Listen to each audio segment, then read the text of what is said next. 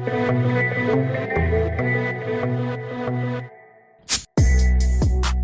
you want to go first, or you can start? Okay. Well, welcome to Honest Beers. My name is Leggy, and as always, I'm joined by Walley. How you doing, mate? Opening round's good, isn't it?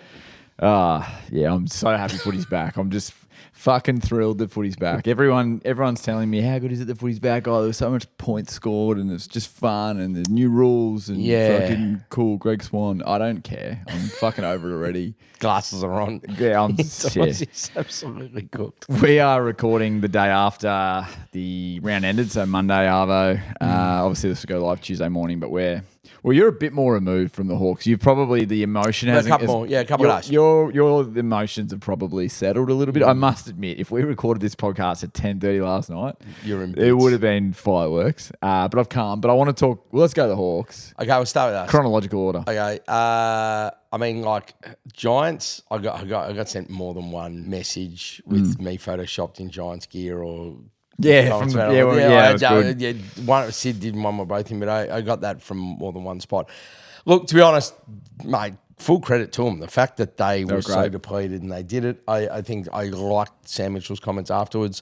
We'll wait and see how that all comes up. Like, there are easy fixes. But what I will say is this. These sort of results give us as punters a great opportunity to really make some runs in the next couple of weeks of overreactions. Now, whether you're looking at future markets, whether you're looking at this week's rounds and things like that, there will be ways to make money. I'm glad you said that, because after we go through our teams, I just want to go through each game, and I'm just going to ask you whether the reaction to it is like whether we're writing a team off or whether it's real or it's not a reaction. So that'd be good to talk about. But anything else on the Hawks, like at all? Were you just kind of like, two things about footy, and I'll talk about more of this on my footy form guide, where I talk more serious footy stuff and that. Aaron, I'll go through. Yeah, we are not a serious. We are no, podcast. But I will say two things. One is that just at stoppage, they were killing us, and that is always going to be a worry. And the whole merit thing didn't happen on Will Days out. But you bring Cam McKenzie back in. Some of these guys, I think McDonald was good. The Wiz was good. Like, those guys spend more time in the midfield and will help. The thing was, the game is so fast now. If you don't put some sort of pressure on stopping the ball being rebounded out of your forward 50. So if your forwards can't put any defensive pressure on, if your mids can't stem the flow, it's just getting back into that back line so fast that your defenders can't. It doesn't matter how good your back line is. We've got the best back line in the comp. It does not matter. If the ball's coming in that fast, they cannot set up and they cannot do their jobs. Yeah, well, the best teams have always been covered by a midfield that puts pressure on at the entries, because it almost doesn't matter. So that's a fix. And you don't necessarily need to be the classiest ball-winning, clearance-getting midfield to be able to put pressure on and just stem the flow. And I think that forward line, historically, we've always been quite good in terms of defensive pressure within the forward line, the likes of, going back years like Rioli and Puopolo, even Bruce, Brendan White-Cross was great at that, Michael Osborne. Going back years, it's just we just need to be able to switch that on and go, okay, we need to be able to apply defensive pressure in the forward 50 and try and keep the ball in there for longer. See, I'm just getting too serious. Getting too serious. Well, I wanted to change the mood a little bit just because you were in Sydney and before the game, and you spent a bit of time with friends of the pod, the 100K lads. Certainly did. And where there's a group, there's a WhatsApp called 100K times Honest Beers, or Honest Beers times 100K. I can't remember which order it's in. But in that chat on Saturday, just after the game ended, Jev and Dobe were in Brisbane for the Lions game. They just watched the end of the Hawks game. And Jeff gave you one of the biggest rev-ups in terms of the Hawks are shit. They've got 7 players that shouldn't be on an AFL list. Building a club around a small forward. He went so hard at you. Do you have a return serve? No, I don't. All I will say is this. The two things is I need to have this. I won't play the video because that probably would be, I won't play the video. But. What I do need to know, I've got to chat with Jevy, but any Swans fan that has... I didn't know we don't have a rivalry. Swans and Hawks don't. I mean, we have met in 2 grand finals. We won in each other's flags. Years. You got Buddy, so that means we should be pissed off. But we kind of were like, that's fair enough. Everyone's been happy for Bud. Like the vast majority, it's been quite amicable. I don't understand where the hatred comes from him. So maybe we have a rivalry that I'm not aware of. Yeah, okay. The other thing is that Jevy is on 100K podcast where they are trying to turn $10 into 100K every week. It's a betting podcast. Jevy, I will say this to you as a fellow punter. you have to be careful that at a point that the hatred you have for a footy club doesn't get in the way of your betting. Because talking about like lines already done, all of these things, I've listened to the preseason previews. Seems like you're fathering the over-unders and that, and laughing through it like, oh, I just can't look at them like that. You have to be able to separate it. I don't like Geelong in a healthy way, but I've always said I'd be the first to reach my pocket in to save the club because you need rivals. Essendon and Geelong are our rivals. Don't like them, but love playing against them, want them at full strength, want them playing well. I've made plenty of money off Geelong betting on them because they're a really good side and there's a lot of betting angles. I've made a heap of money off Essendon with their, like, they've been great disposal side over the last couple of years. So you got to be able to get through that is all I would say is my advice for Jevy. Jeez, you've gone whack there in a way that might touch the heart a little bit, I reckon. Should we move on to the Saints? Well, let's spend heaps of time on it, but it's still a pretty fresh wound. Like I said before, look, the only thing I'll say is very frustrating in that, but they weren't disgraced, obviously, like plus 23 inside 50s, plus 7 centre clearance. One unexpected scoring, all of those that. things, But it's more that it's the familiar trend. I've said this before about us. I think so, and I can't remember the exact number, but St Kilda were very much in the bottom half for efficiency inside 50 last year, and it has been a trend for a couple of years. And Saints' improvement was obviously going to come, or if it is to come this year, it's from the new recruits and it's from the younger players, but it has to come from that. You can't be an inefficient team going inside 50. Otherwise, it doesn't matter if you have 20 more inside 50s if you're not scoring off them. So just like a frustrating feeling. And also, I just really wanted to get away with a win because of the moment and the occasion. Like if we were playing Freo in Perth and it was just a whatever, and it wasn't a game that we tried to go for, it wasn't an opening round, like it would just be like whatever, shit performance. Yeah. Hopefully they bounce back. But when there was the expectation, they went into favouritism. It was obviously pretty annoying. And I also thought too, like credit where it's due, like Ross Lyon got out-coached, which doesn't happen often, but it happened. You have to tip your cap to McRae and Collingwood. He got out-coached by a guy who had to tell the playing group that the salacious rumours about him weren't true, and he still out-coached him. Yeah, that was weird. That was weird. Anyway, he still out-coached him. So Ross Lyon, you need to be better next week, that's for sure. Yeah, and I think that he definitely will be. They were great. They were so good. I mean, jeez, we said under 13.5. I can DT over there smarting. Have a look at him. Is there a microphone next to DT? I'm not reacting. I'm not overreacting. I'm not underreacting. DT, what do you think of the prize? He's got a mic. Here we go. There you go. Turn it up. It was an unbelievable game. I was at the Torquay Hotel, had a golf weekend with my mates. There was about sound like you had a golf weekend. Yeah, the croaky voice. There was about 7 Saints fans I was with. Whenever I watch footy, I'm pretty quiet during the game, getting heckled. They kick the first 2, getting heckled. Then after the game, the siren goes. I turn around, go fuck yourself. Oh, that Pies. And my mates are just like, gee, yeah, we deserve that. I hate they were heckling you because even there was not a moment in that game that I felt good. Even when the Saints wrestled back momentum in the second quarter, the Pies still kicked that late goal half-time, which made it 2 points. I was like, this doesn't feel good. And then obviously the Pies came out all guns blazing in the third, and then the Saints were really playing catch-up after that. So I don't. Yeah, that annoys me that your Saints mates were having a dip. I'm glad you got him back because that's shit. No, it was good. Did you see Scott Penderbury 26 disposals on 55% game time as well? Amazing. And but it's going to be better for him to be used like that because you don't he didn't play in the last practice game, so he had a week off. Effectively, he played 55% game time and was obviously massively impactful when he was on the ground. I feel like the Pies know how to manage him now because they've got the best out of him over the last couple of years. And I heard that he was training as a half back, but then he played as a half forward. And clearly, when they need him to get him in the middle of the ground, I'm sure he'll do that at key moments and he'll be fine. So, full credit to the Pies. Jeez, to go was good too. He was really good. Really set the tone early. Yeah, that's what happens when you got an actual preseason. Your body's right. And he'll be great. He's got a bit of an axe to grind too because there was the talk that the Pies were shipping him around in the off season and there wasn't really much of a suitor for him. And he's like, well, I'm still a fucking gun. If he's fit, he's a fucking. There's not a lot of players who can do what he can do. Yeah, that's exactly right. It was good to see Dan Houston get a lot of the footy as well. I think this is the year they're really going to get a lot. Like I know Josh Dacos kind of played that halfback role. He was getting a lot of the footy. I think Dan Houston's going to be the one, especially he's such a good kick of the footy. Certainly is. And Lockie Schultz as well. It was unbelievable. Just some of his pressure acts in the forward line. Yeah. Just Now, so good. he's what I'm talking about. When I'm talking about a forward that applies defensive pressure, there's few better in the game than him. Yeah. He does so much. His impact without Few massive disposal. chase down, yeah. He does so much work and he's so underrated. And anybody that still thinks it wasn't a good decision, like, you're kidding yourself. Like, he's a gun. 100%. Yeah, and a great pickup for the Pies. No, look, mate, we've always said we always like the Pies. Just thought maybe it was shifting the other way, but if they can continue like they did last night, they'll be winning more than the 13.5. Posted the story.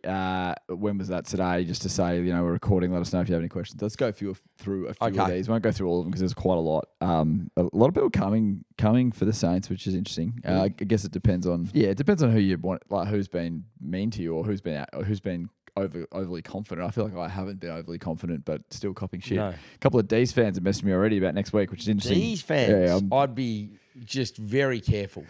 If I was Pack a our D's fan. shaking. Oh, gosh. Yeah. Anyway, Chock, our great mate Jake. Firstly, are you okay? Oh, yes. Secondly, will you ever watch the footy again? Unfortunately, yes. And thirdly, have you considered changing teams? You can't do that. As much as you'd love to. As much as it'd be nice to be supporting the Suns right now, I can't change teams. No, never.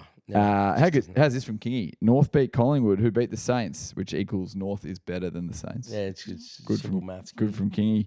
Luke Waldron. Wilson Kilda win a game this season. Well, hopefully, Luke. He's a Bombers fan, so yeah. That's, Hopefully, Luke. He's got to be careful. And then he said this to you. Will the Hawks bounce back next week? Wally said if they can't beat the Giants, then it's season over, question mark. No, I didn't. I said if we want to be doing anything seriously, Essendon's not doing something seriously, we will beat them.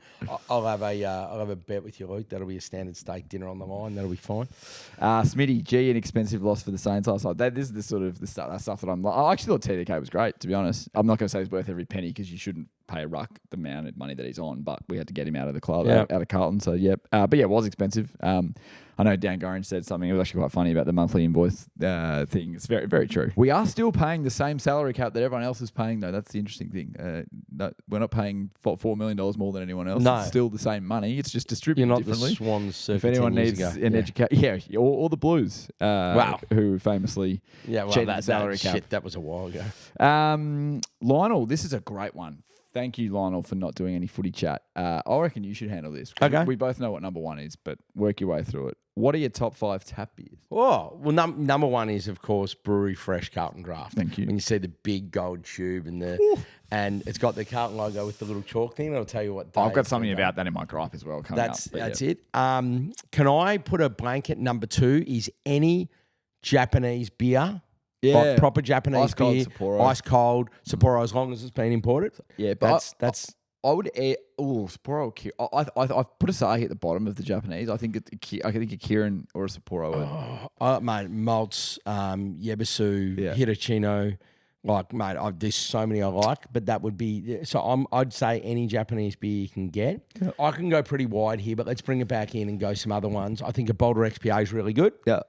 I think a Stone and Wood, which I used to not like, but I like now, is good. And then a real wide one.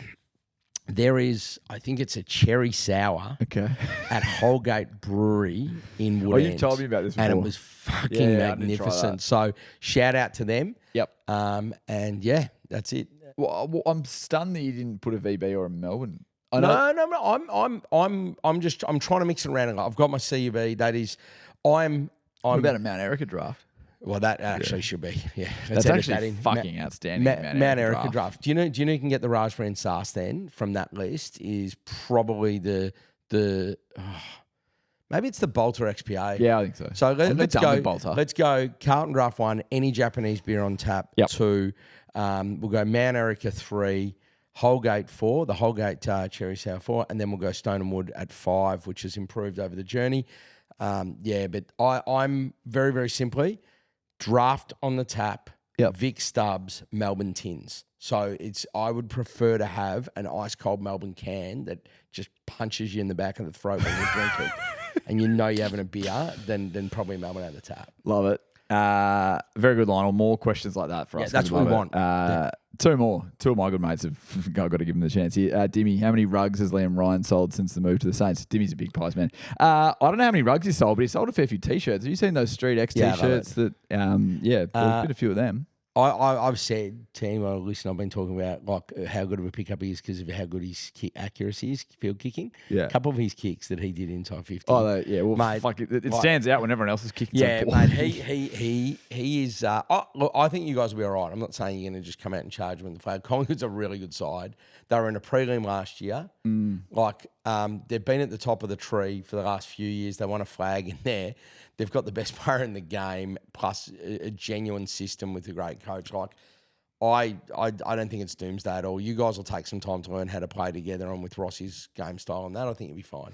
And he'll be a big part of your success. Last one from friend of the show on Legal Advisor, Chris Bowie. This is in response. I sent a couple of audio messages last night to a few mates, and I had one player was firmly in my sights, and he's just said, "What did you make of Brad Hill's inside 50 entries on Sunday evening?" Now, Brad Hill got a lot of the footy, and he probably played a better game. It was probably slightly higher than the normal ceiling you get from Bradley. Triple premiership hawk, Bradley But Hill. my goodness, some of the kicks inside 50, I've never seen so many shallow entries toward the boundary line that just made zero sense to me when you are under no pressure. I don't understand how that ball doesn't get to a dangerous part where you can actually have a run at it. And then if you are successful in marking the football, you're an 80% chance of kicking it as opposed to a 10% chance in the boundary 55 out. But anyway, that's the Saints for you. I wanted to say one more thing. Let's do the overreaction on the games. And then the last one is I want to ask you about your time in Sydney. So, yep, absolutely. Overreactions, yep. So Sydney, Carlton, I'm going to ask you about both teams here. Is it an overreaction, firstly, on the Swans? No, they're really good. They're really good? Yeah, so what we saw there is just took them a while to get into gear.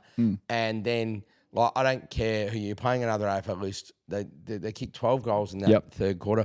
But it's just not that. We knew this. I mean, they were in a grand final 2 years ago. And then their players were depleted and injured. They've got a better look at their 2024 grand final side. Look at their side that played this week. The side now is better.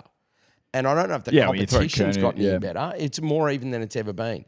Sydney is not an overreaction. I think the Blues, I'm happy to. What we saw in the first half was actually decent footy that was really just suffocating the Swans. They made the most of some of their opportunities. It's not, again, are they going to win a flag? Probably not. Can they make the 10? I don't know. Will they cover their 8.5 wing line? I still think they will.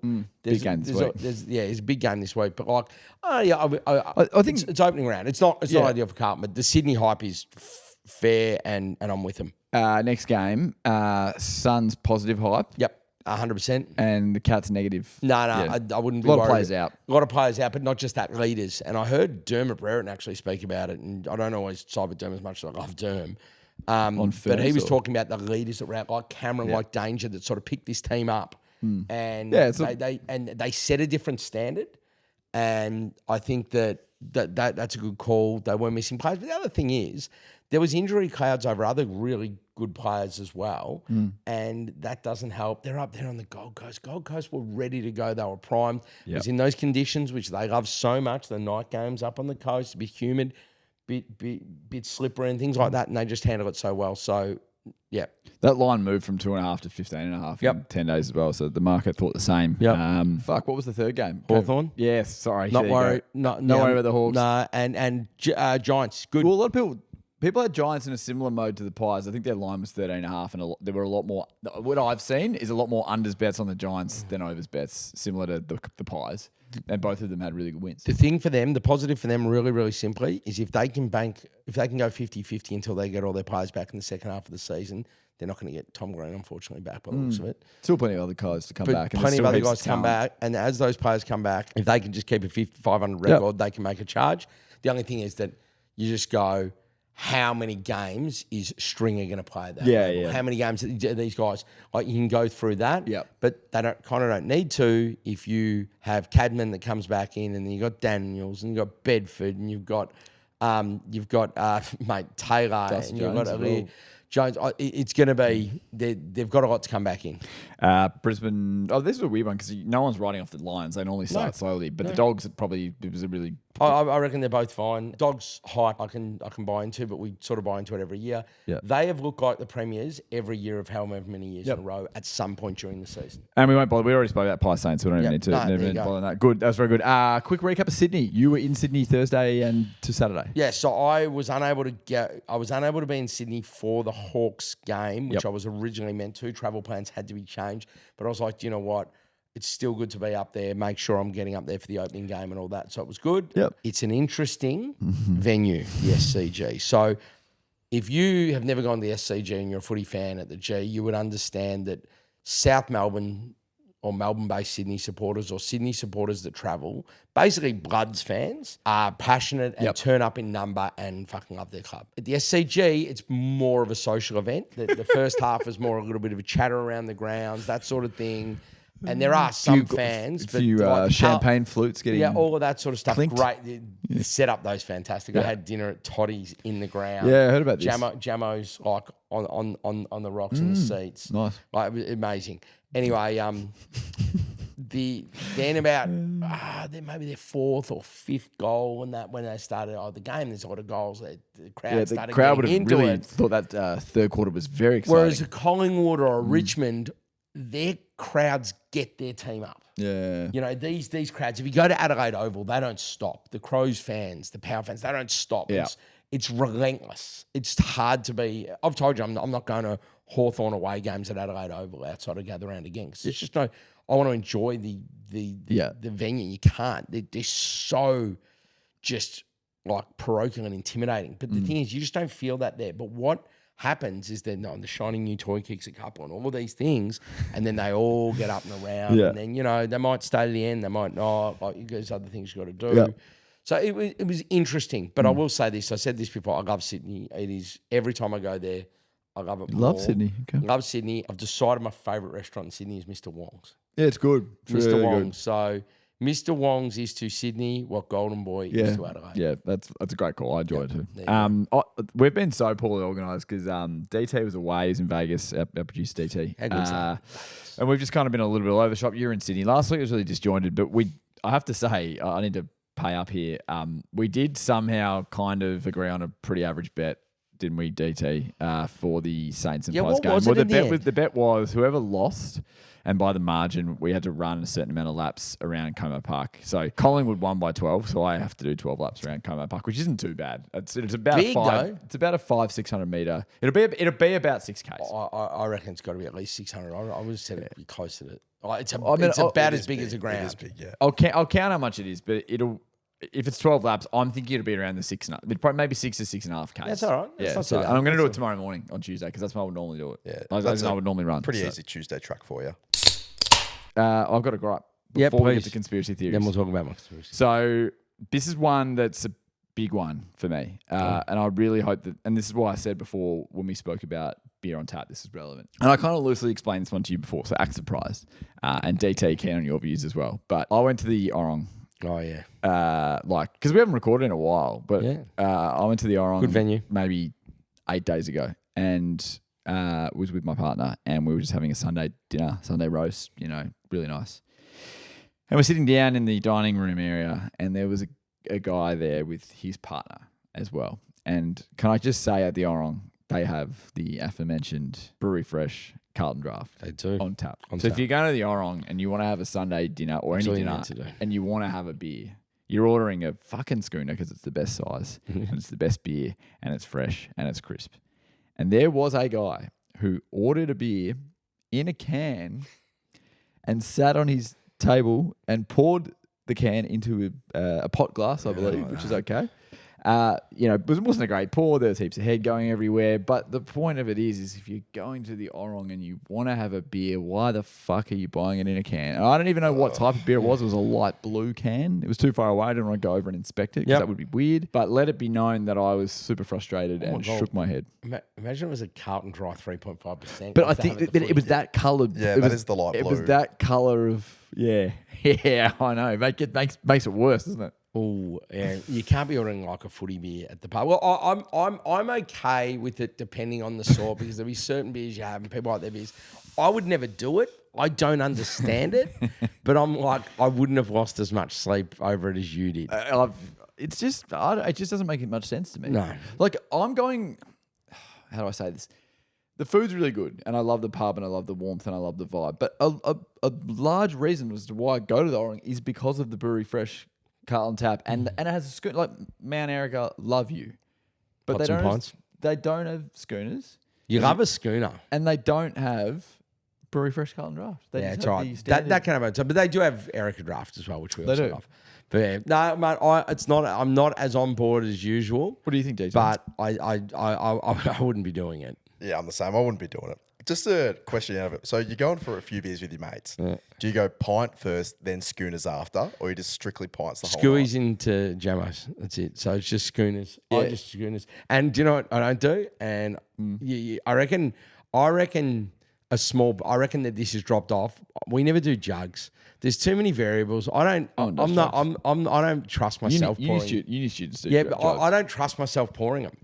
And I've got mates I trust even less pouring them. But when it's been sitting, if it's really warm and it's been sitting there for 15 minutes, But also, it's just easier just getting a tray of schoolies. agree. If there's 11 of you having a fucking premiership reunion, you just got to roll in multiple jugs. Because there's always somoneone who That- gets part of the jug and they just don't really get much of it. So you get the Yeah, dregs of it. exactly right. To answer your question, it just depends on the venue. So if I know that I'm going to a venue that has schooners, I will always just go schooners. Although when we went out on last week, Jack Stewart bought a pint, so then I was sort of like stuck because he got the first one. But always schooners. Like last night, prime example at the footy. I know that in the MCC they have schooners, so you don't want to get caught having pints at the footy because it just takes too long. And The only thing with pints I like is if it's a busy bar because it just means you're going to have to go back. Yeah, that's a fair little call. bit less.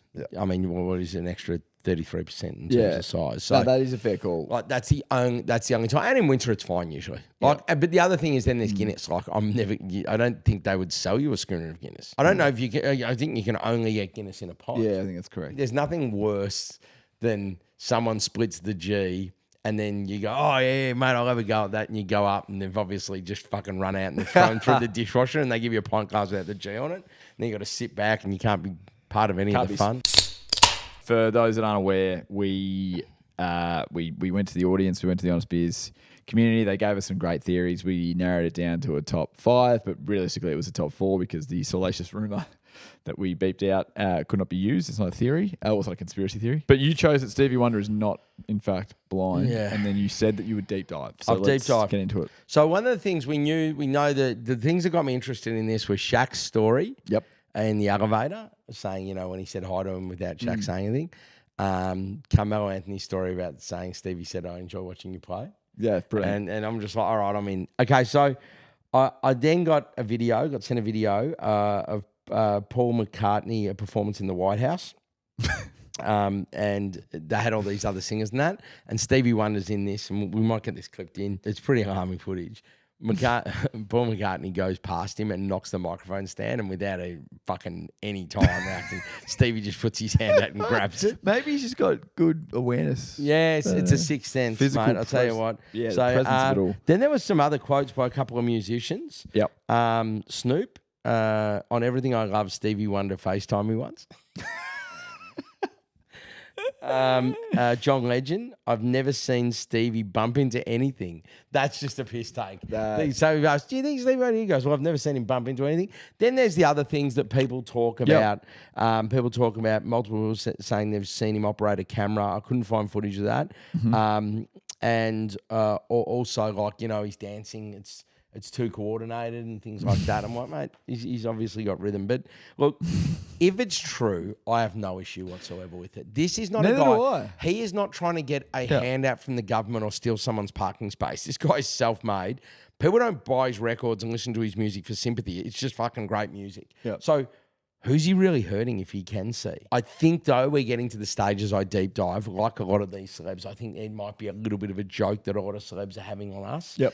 And I think that we're just getting to the point, which can happen with conspiracy theories more than it doesn't, where I just want it to be true. Yeah, no, you're starting to But I believe don't know if it is. So we'll see how we go. The evidence is stacking crossing. up. It is. But it could just be a joke that everyone's in on. I think it is. And if that's the case, we will move on to the next one. We'll find another one. No, that's good. There has to be one of these conspiracy theories has to be true. We need to clip up. I've heard about this Paul McCartney kidney, and I haven't seen it yet. So, yeah, no, we need to see that. like a slips catch, man. Kane Corn's rage bait has been. We've had a couple of weeks break, but now that we're into obviously the footy started back, it's certainly at fever pitch. So we got to get into it again. But I'm going to bring it up with you this time. You know, because he's your man. You normally bring it up, but I something came across my desk in the last 24 hours. Yep. I'm gonna. sort of loosely paraphrase the quote, and you need to tell me who he's talking about. Is it about Bevo?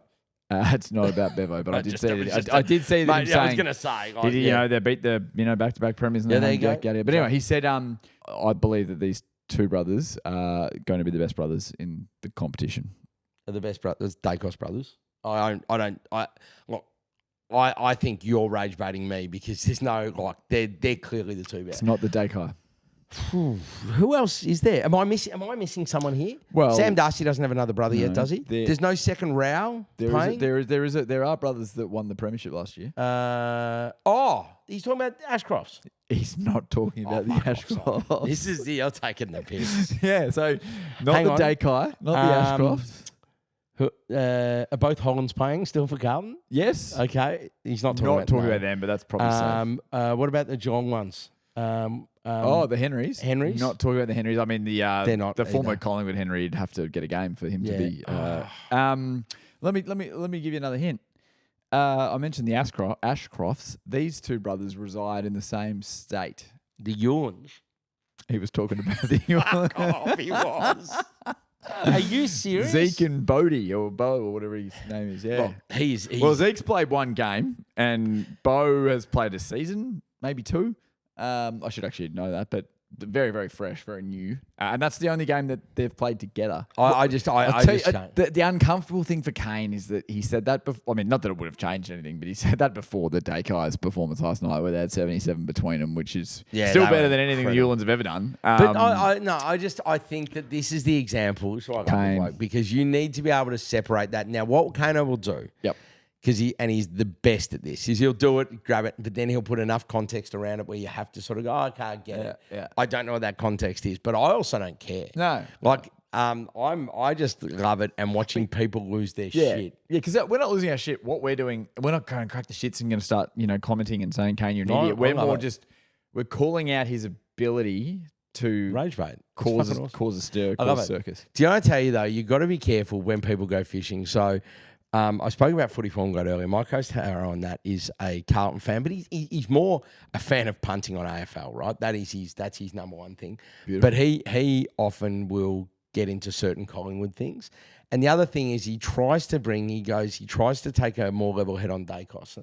And we butt heads on this because I'm like, Nick Dacos is the best player in the AFL. I believe that. Resume-wise, Bont and Dangerfield and Jeremy Cameron. I get what they've put together previously, but I'm talking about at the moment. You're talking about right now. I think he's the best player in the competition. Harold and I have that debate because he doesn't agree. So he just posts out on X on that account last night or this morning. I don't know. I just laugh and watch the comments come in because he runs Twitter. I run Insta for the things. That's why there's never anything on Insta. Anyway. But the thing is that what he put out was the player ratings, and I believe it was Champion Data player ratings had Dacos down the bottom and Naz in top 10, and Dacos was another 10 down. I don't understand. This is why I have the issues. If it is Champion Data, and I'm not sure, but that's why I have an issue with him because that's absolute bullshit. Dacos put in just an incredible game, and it'll be one of the better games we've seen this year. But he put out and he just goes, this is interesting. Didn't even, and the fucking comments, people melt down on it. It's like, because he rage baits so much, even when he puts out, he goes, I go, do you have to do that? And he goes, I didn't put any opinion on that post. I was just sharing something I found funny. Yeah. Interesting. Yeah, but when you do it, people mate, it's a gift to be able to rage bait like that. But do you know what? If no one bites, rage bait doesn't work. Yeah, true. It's a great point. I've got an announcement to make. Ooh, I like announcements. We need to put this. We need to put this in the calendar. We need to shore it up. We need to firm it up with a date. But we've mentioned for a long time that we want to head to Ballarat. We want to go to one of the last remaining restaurant Pizza Huts. Yeah, we believe there's two now. There's one in Tassie. It's definitely Victoria's last. Victoria's which is last. Where we reside. It's an all-you-can-eat Pizza Hut. We get inundated with messages about this. I'm actually shocked that the story that we put out earlier today, asking for people to fire up questions, that it wasn't brought up, mainly just because everyone had the blinkers with the footy on, I think. But I want to propose, and this is how we all think, that in round 11 is what I'm going to say. Round 11 of the footy, which is the last weekend of May. Actually, it won't be the last weekend of May. Second last. May. Saturday, the 23rd of May, in that afternoon, that we as a podcast team with DT and the Honest Beers community venture to Ballarat for the Pizza Hut. All right. If we don't lock in a date, we're never going to do it. So that's my thinking. My thinking is we lock in a date. We start to make the plans. We talk about how we're going to get there. We talk about when we're going to get there. We also get in contact with Pizza Hut. Have a chat. We said before when we did our first podcast back for the year that we're going to have an actual proper competition. People are going to have to send through and submit why they should be trying to beat your record, right? You and I are going to be there judging it. I'm not participating in No, the you're not record. The participating, record is but 20 slices. You're judging it. And DT, are you free? You can do it? I know the Pies are playing the Eagles, but I think this is more important. Well, if the Pies are playing at 7:30, we could easily be back by then. Yeah, I think because I have a big love for pizza, and here the record is about 20, was it? 20. Do you want to enter? I want to have 5 entrants. I think let's keep it tight. And I'll be honest. I reckon that someone should do it. Or someone. It's not. I'm not saying it's this is not a Joe Chestnut record. This is not. It's a pretty big record. Yeah, I know, but when you actually see, I think it equates to 2.5 Pizza Hut pizzas. Pretty big. And large families. Yeah. But they're not as big. The only thing with Pizza Hut pizzas, there's a bit of dough there. So you can't be going, these were normal. This is before thin and crispy was a thing. Yeah, so you had proper They weren't stuffed crust. I'm not going to lie and say they were stuffed crust. But they... was it Pizza Hut who had the hot dog crust? Oh, yeah. It might have been. Yeah, they did. Do you remember their phone number? 131166. Yeah, that's marketing. Yeah. We all remember their phone number. Because I remember Pizza Haven. Pizza Haven was 131, 2 for 1. Yeah, so they nabbed right. that because, or 133, 2 for 1. I remember the last was 2 for 1 because they did a whole campaign around it. We had a Pizza Haven near where we live, so we probably got more ordered. You know who bought all the Pizza Havens? Domino's. Yes, they did. Yeah. Pizza Haven was like, oh, your Pizza Hut? We're Pizza Haven. You got a 6-digit number? We also have a 6-digit number. Yeah, very similar, but it's and pretty niche stuff. But DT, maybe DT enters it. I will officially enter the Pizza Hut challenge. I love that. So I said 5. You're our vendor bid basically. So if we like the Everest, the sponsors they get a slot. You're our slot.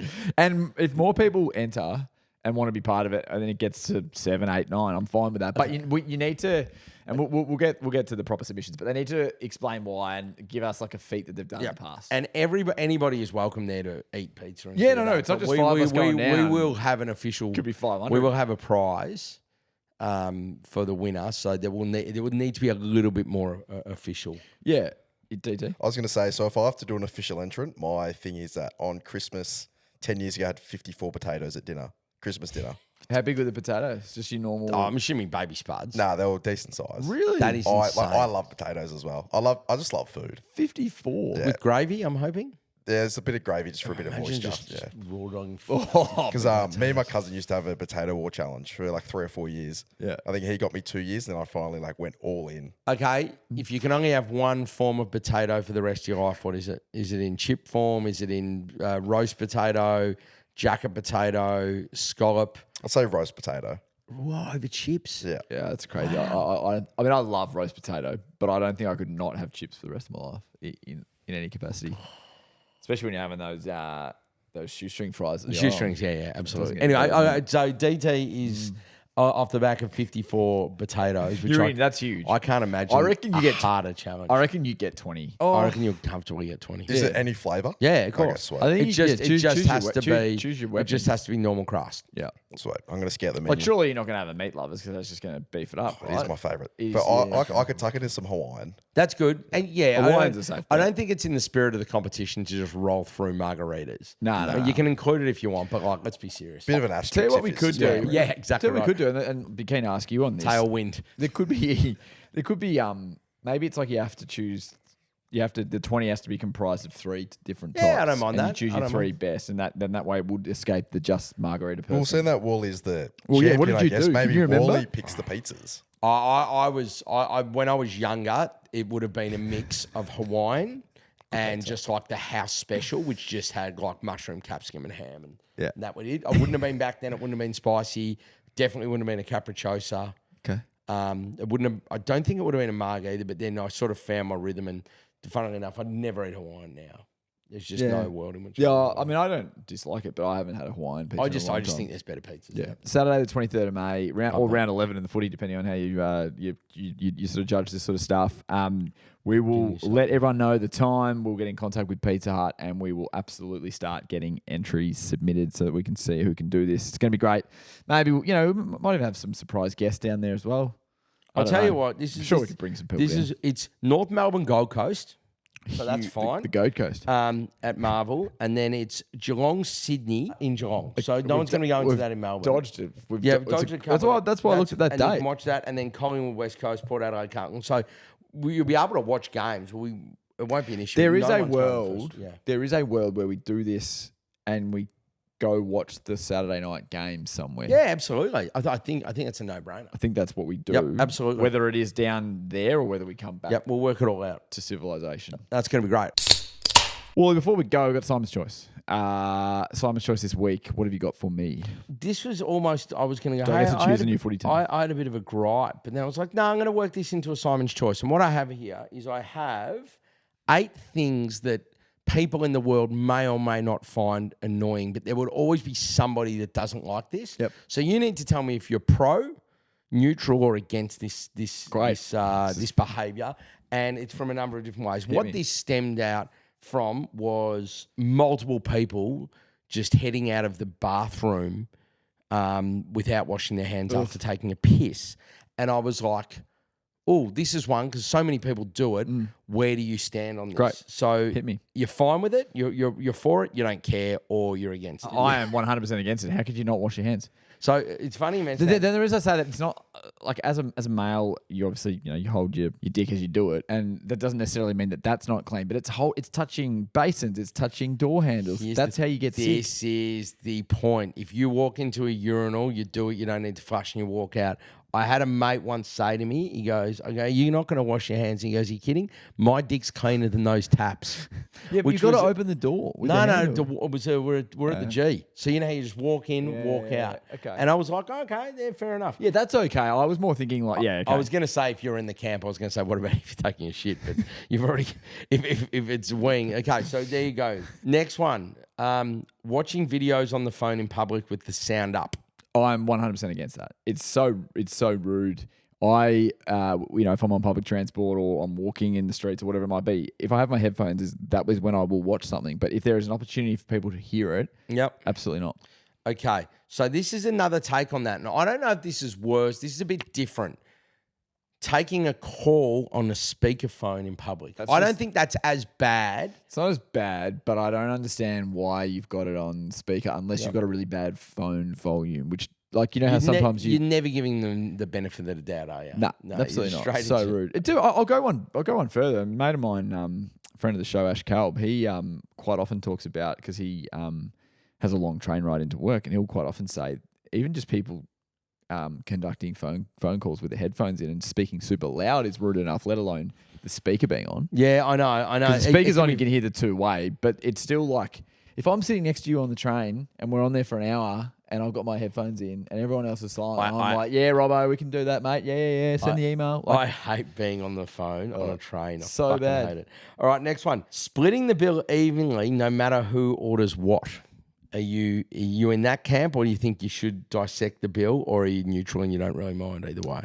I'm more than happy to just split it and not worry about going items. I think the only I will say this, the only time where I think you could do it is if I never brought it up. Okay, this is what I do. I've had times where my partner and I haven't been drinking and we've gone out for dinner with a couple that are drinking and they may have 4 or 5 and we have none. I will never say, well, we're not going to pay for that at the same amount because we didn't drink. But I wait for them to say it because I would like to think that they have the presence of mind to do that. But I would never say, well, hang on a minute, Walley and Kylie. Like, you guys have had 10 drinks between you and we've had... I would never do that because that's just 10 fucking... double jammers. Yeah, that's just fucking uncomfortable. Yeah. But I would hope that they give you the opportunity because they've got enough fucking self-awareness to do it. This happened. I was at lunch. The reason I asked this one is I was at lunch. It was a group of us having lunch up in Sydney. And one of the guys at lunch, I didn't even realise afterwards, and one of the boys turned to me and just goes, oh, geez, he's copped a fair bill for one drink. And I go, what do you mean you only had one drink? I go, we're getting round. So they go, no, he didn't Can I guess who it was? That only had one drink. Who? Sam Phillips? No, Sammy Phillips he was drinking drink with me.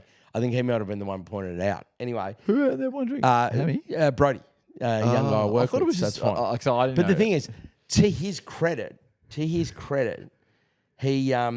just goes, yeah, we'll just split it. And then afterwards, Hammy or Sammy goes to me, oh, fuck, it's fair bill. So next time, bro. But that's what I mean. He's handled that well. He's handled brilliantly. But the thing is, you expected someone else. But I didn't realise. Of course, you had the blink. Yeah, you had the blinkers on. I had the blinkers on, mate. Don't Where's Mr. the jamo? Wongs and fucking jamos and whiskey sours and all sorts of things. So I just make sure next time I go out with him, I'll be buying the beers because I actually felt bad. And usually we would. We go, mate, don't worry about it. The bill's that. Bang, we'll pay double sort of thing because we definitely have plenty more. All right. So, but I'm with you. Yeah. I just automatically, unless I know I've done, and usually I have, had more. No, he's handled that beautifully. He's handled that really well. Okay. Reclining your seat on an aeroplane, domestic. No, you don't. Especially a fucking Sydney flight. I wouldn't have thought. No, I don't even do it to Perth. No. It's not a thing. I don't know why you would need to entertain it. If there is a rare occasion that I do have a bit of a nap on a, because you've had a long day or whatever on a Sydney flight, I just won't recline and I'll just sit up and drop the head down and wake up every 5 minutes. I don't think I've ever done it. And It's extraordinary to do it. I even feel bad doing it. Like on a long I don't haul like doing it on an overseas international flight. You still got to do it, I guess. But just at night though, I would never get on. The people that make me laugh are the ones that press it straight away and they go back. It's like I'm going to recline. As soon as the fucking the light goes on, and it's also the same person. You know those people on planes. This fucking shits me. As soon as the light goes on, they're always standing up to rearrange stuff in their bag, and they're just like that. You know, there's those guys that do it like 10 times on a flight. Okay, and you're like, you.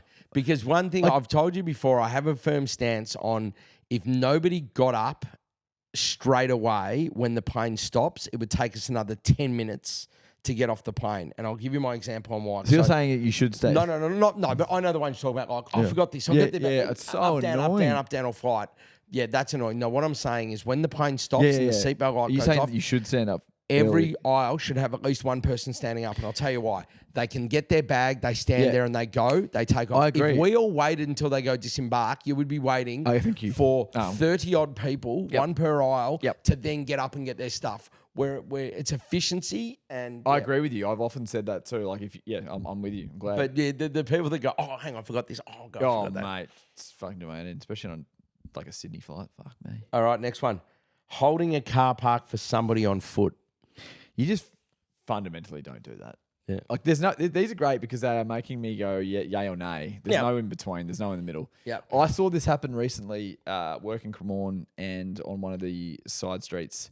I saw a guy. I think he was moving into a house, and so he was waiting for the probably like the hire removalist truck that his partner was in. Yeah. He was standing there to get the spot right out the front. Which is probably the only time you can kind of justify. That's where you're starting to get into. But if it's just at Coles, I'd be okay with that. If it's like, hey mate, we've got a delivery. And he kind of said that he's like, I'm so sorry, but like we need. No. Yeah, but when it's just that's the anomaly though. Yeah, agreed. All right, and the last one: are you pro, against, or neutral to the Saints pre-game nonsense? 100% against it. This frustrates me. Knock. I don't want to go too negative because the Saints actually you love the Saints. Well, no, it's not that. I'm happy to call out my teams. It's more that they have actually reached out to us and they send you a little drum. Yeah, they've sent. You know, they've been good. They're getting around it, so I appreciate it because we get around them. But I must admit, and I assume it's the marketing team. Marketing teams when they miss the mark, like this is a prime example of the knock thing where. Yeah, maybe it did okay on social in 2023. Like in 2023, I think is maybe when it originated.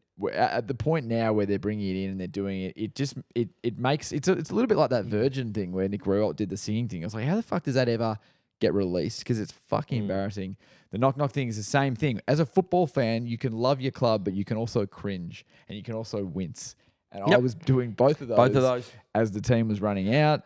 They also had a Dom Dollar song play, Rhyme Dust, I think it was. And like people like that song. There's no issues with playing the song if that's like their pump up thing. But it was playing until I think they got through the banner without the actual song, and then they hear the and then the drums start. And it's like the Rhyme Dust should stop as soon as they hit the grass.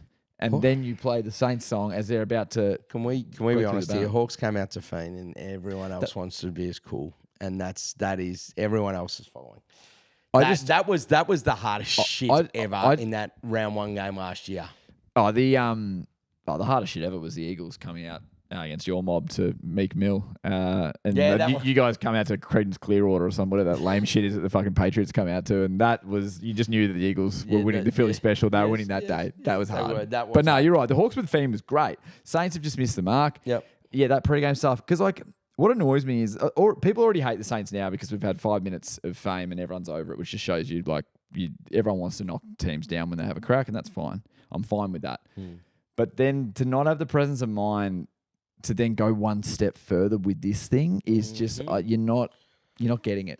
Do you know what was good? And I don't think the Saints actually were part of sharing this because I think it was more of a K on Fox thing. Was the Joey and Dell, and very, very funny. And some good gags. Even the last line, last time we played with Fire was fucking. I understand why the club couldn't collab on that, but it was very, very, very funny. I messaged Joey about it, and he said he said harsh but fair, and I was like, no, I was really impressed with the level of humor. Like the gags were even. I was like, I can't believe they fucking went there. It was good. So that was a big hit for me. That was good. So we should give him a shout. But again, the club weren't involved in that. there was a script writer at Fox or KO that did it. So anyway, there you go. All right, that's Simon's choice for another week. That's us for another week. That's all I've got. DT, anything from you? Smarting after the Pies win. Do you want to give it? Do you want to give it to us after? Because you were very big in our over under episode about us both going the under, even though we caveated by saying that we basically jerked off the entire Collingwood team. It's 23 games this season. You've won one of them. So it was a great win and it was a great start to the season. But just remember, we also will be keeping receipts. Oh no, I'm not one of those fans who's going to be like, mate, the Saints and the Hawks, like they're done for, whatever. Yeah. I'm a very, I've seen the Pies win flags. Like I'm very chill with footy now. How good's that? I just wanted to say one thing. Nice. There was news that kind of came out of Collingwood HQ this morning that when Harry Perryman got home last night, went into his pockets, took out his wallets, his keys, his phone, and Naz. Very good. That's good. There we go. Yeah, he did a great job. He was absolutely super. Well, it was one of the rare ones where you try and break the shackle of a tag and you go forward and they don't follow. Or you go back and they don't follow. But he was with him all the way through. And Naz, no bigger fan, obviously, of him than me. He's going to have to work through that this year. Yeah, someone hit Kano up about it on Fireball and he was like, I might have got it wrong, but, $900,000 for a run with player, probably, maybe it's a bit much. But it was good. One game, and it was just like... Yeah, he had to say the little 900k on Perryman there. And the one game as well. Yeah. But Perryman was great. And that Houston-Perryman combo with Dacos, with Maynard, with Quainer down there, and then you get more back, and hopefully you get Howe back, and Frampton starts to go, okay, hang on, this is a stopping and also rebound 50 defensive unit that have levels of class to it. I think that, future could be more positive than we thought. What do you think, DT, about people saying and getting into like Perryman for being 900k as a tag? Do you think that it's if he's actually impacting the game like he did, do you think it's worth it? Well, for me, like as you said before, everyone's paying the same salary cap. Exactly right. I think you wanted to play. I think we kind of got into play as an on ball, but then you still got Pendlebury rolling around. Like these class players. Like now, Josh Dacos is playing more of a midfield role. So if he can take out the best player in the game, I don't think he's a tagger as such. I think that, and how they spoke about this is that the question was asked, so Pendles or someone explained. We still had 22. Then they asked the question and he put his hand up. Now, that's not your full-time 100% tagger. Yeah. Like, he wanted the job. Also, people that do that, if that is true, people that do that are the sort of people that you probably overpay for at your footy club. Yeah, and I think, like, you need to give credit where it's due. And I think if you get the footy 22 times, you're not just... Like, he's not doing, Crowley and other players used to do, where they used to punch arms and they get 6 and their opponent to get 12. Yep. Like, he's had the footy 22 times. Yeah, so he's trying to get it as well as stopping his opponent. I think you need to appreciate that. Positive night for the Pies. Yeah. We've got to get out. We have to go. I don't think we've got any more records this week. I think that's the only one. But look, Walley, you've been great under duress.